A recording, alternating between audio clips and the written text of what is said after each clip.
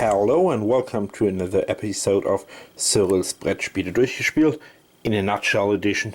Today we are talking about Loco Lingo for the second time, building site, and Loco Lingo Kindergarten. These two are small versions of the fast grasp I showed you in the last episode. These don't have too much wooden pieces. They have 3 large wooden pieces each, die and some cardboard token. That's the main difference, and the box is even a little bit smaller, half size of that. So, and it's not included 12 stories like in the big box. Here are only 4 stories included, but the game is technically more or less the same. So let's talk about it a little bit deeper than in the last episode about what you can do, what are the game ideas in the boxes.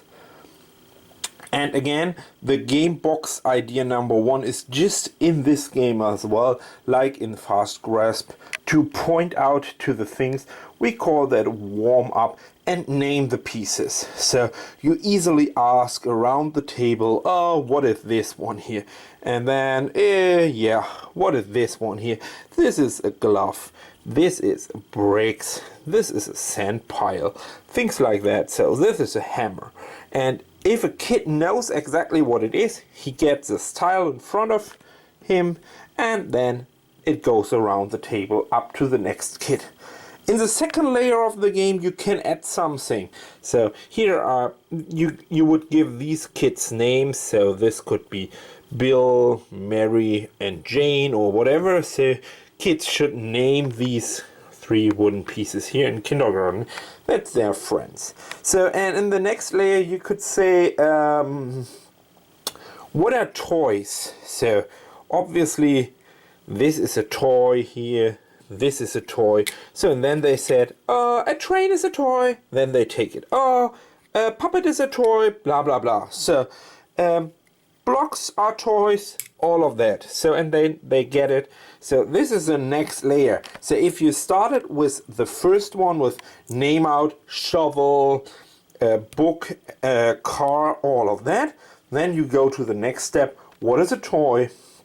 What has a yellow background? Or here, what is a tool? What is a vehicle? So all of them are vehicles, of course, vehicles, sorry. So of course, but the other ones not, and all of that. So here you would ask, what is green? What is toy? Things like that. Once you did that, that is learning your language, learning and identify the names of these things. After that, you're starting with reading a story from the rulebook. You start with reading a story, and every time, I explained that in the last episode, I guess, every time in the story, blah blah blah, the man is working on the construction site and he's wearing a helmet or a hat. So then the kid who grabs this one first gets this in front of him.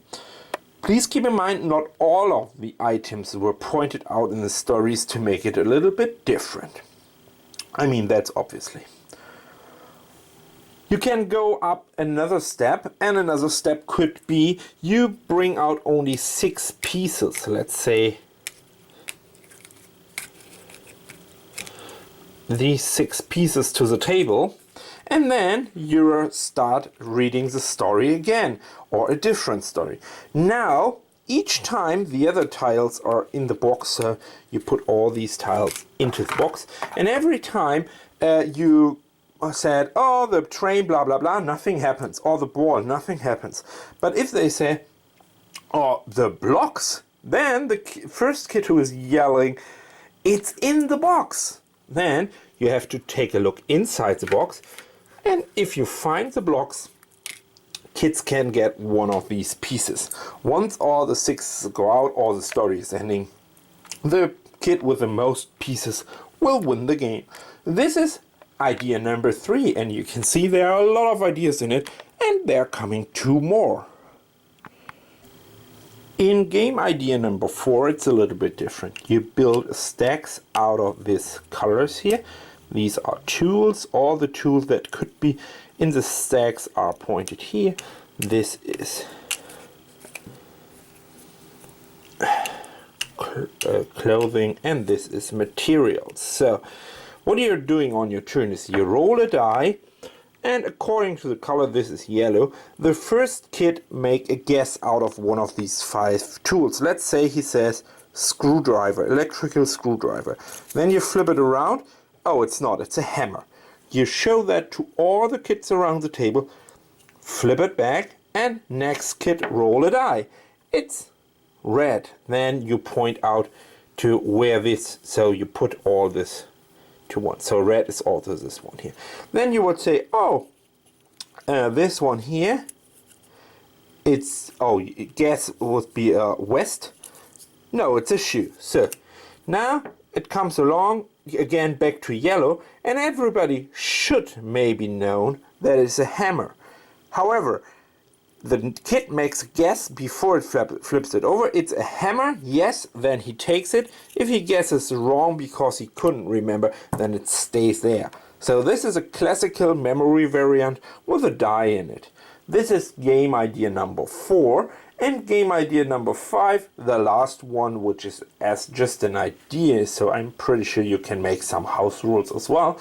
If another thing, you bring out all these pieces here in building side, all the 16 pieces to the table here, and you start talking about a specific tile without pointing at it, without looking at it. So you would say, for an example, you need that to build a wall. So what do you need to build a wall? Of course, not a hammer, not a screwdriver, not a ladder. All of that, you could use that, but you definitely need bricks to build a wall. The kid who's guessing first bricks can take this one.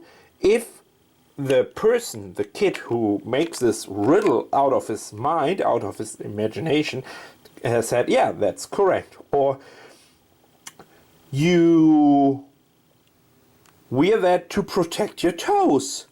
Obviously, it's the boots. So this is game idea number 5.